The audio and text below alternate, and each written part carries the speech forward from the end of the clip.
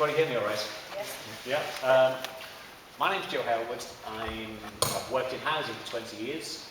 The last 12 years I've had my own company, which is a housing consultant.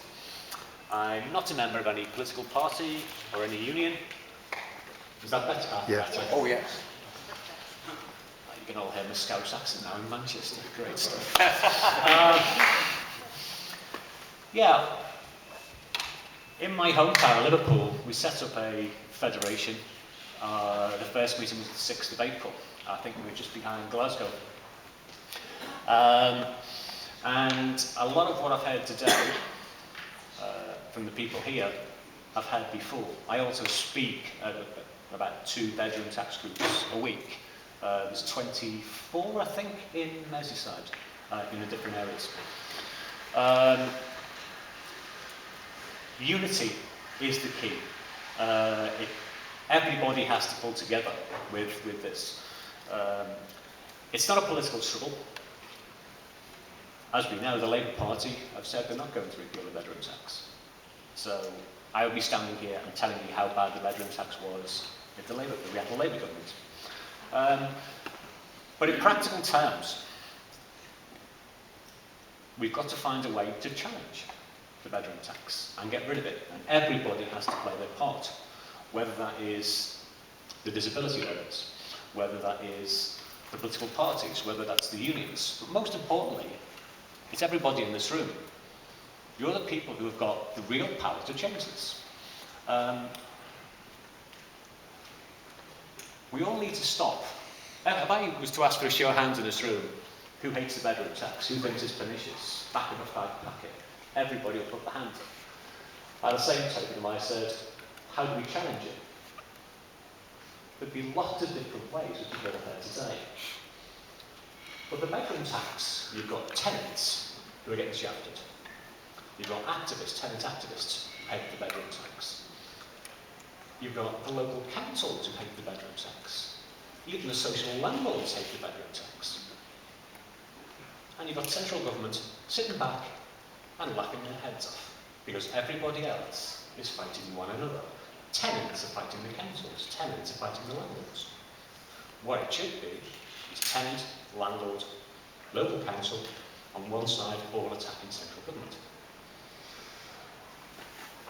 To get local councils, for example, to change, for me it's not enough to say, let's have a petition of the councillors to do a no evictions policy. What powers have your local council got? None. To stop an eviction. An eviction is between a tenant and a landlord. They've actually got no powers. They can come out with nice statements, but what does it actually mean? What does it achieve? Nothing. Classic case of that is Brighton. In April and May, we had councils up and down the country fighting to be the first to come out with, we've got a no eviction policy. And the first council to do it was Brighton, which is a Green council. They were also the first council to try and evict somebody for the bedroom tax. Because the councillors are over here, and the council officers and the housing association staff are over here, and the two don't meet. I'll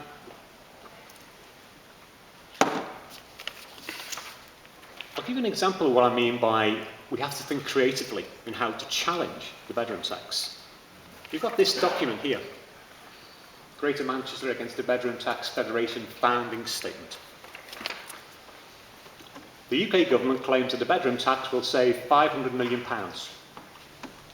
Now, if you actually work that out, 660,000 people at £14 a week comes to £481 million.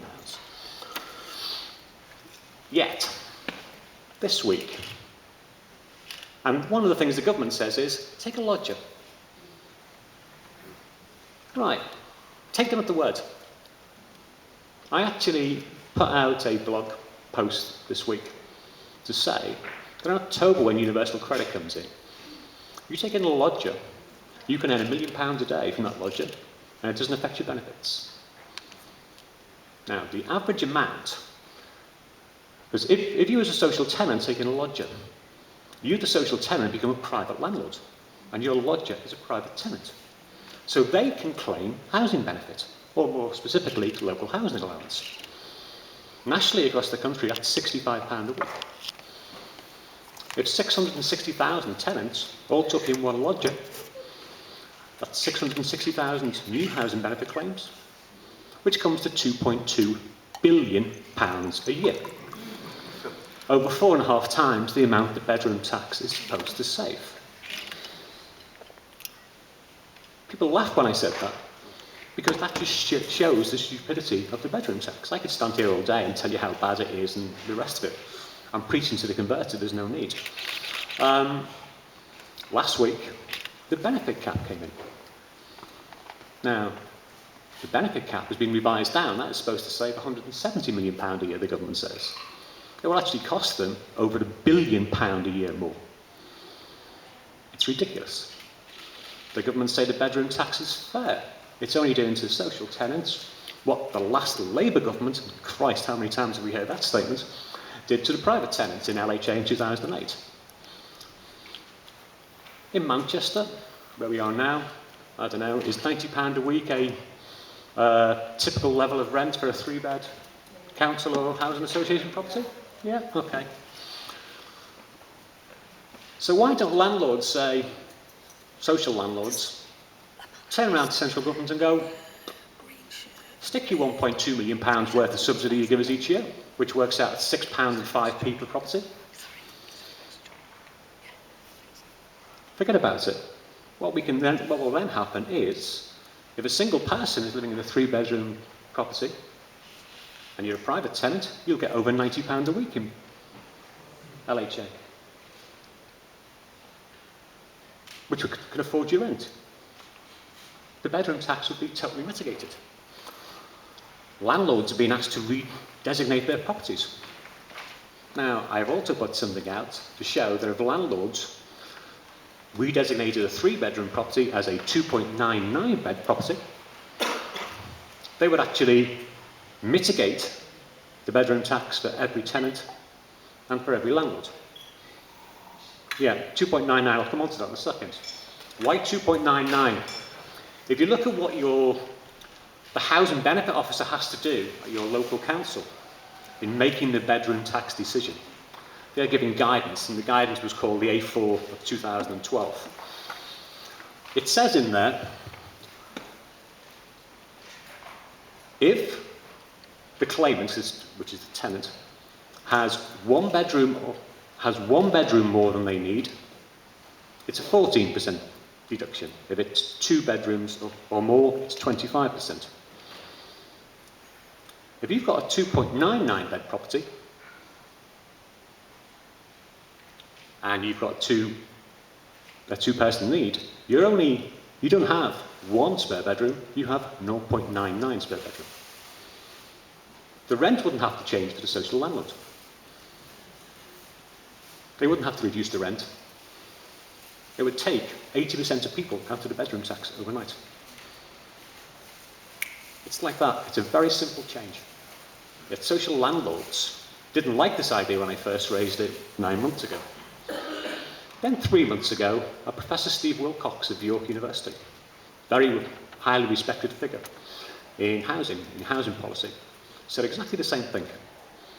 Now they're starting to take it seriously.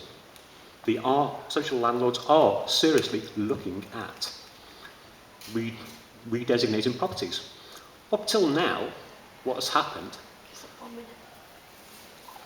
Okay, up to now, what's happened? Landlords have little pockets of they've redesignated properties, but these were difficult to let properties. With the bedroom tax, became impossible to let properties. So KHT, Knowsley Housing Trust, were the first to do it and tried to score a load of brownie points. 4% of their properties they redesignated. Yet, if they hadn't redesignated, they'd have got no income. By redesignating, they got some income. So what I'll finish with and say to you is, think on how you need to be able to persuade landlords and local councils to stand foursquare behind the tenants' cause. Because they're getting shafted by it as well. Landlords, the bedroom tax arrears have gone through the roof, far higher than anybody imagined. Councils are going to get hammered by homelessness costs for them. Severely hammered with homelessness costs, and especially so with the benefit cap when that comes in. So, You need to find, to put it in very, very crude language, find arguments to your local councils, not that please sign this no eviction policy. Find arguments to say, if you don't stand four square behind us, it's going to cost you more money, because they're the only arguments they'll listen to. Okay?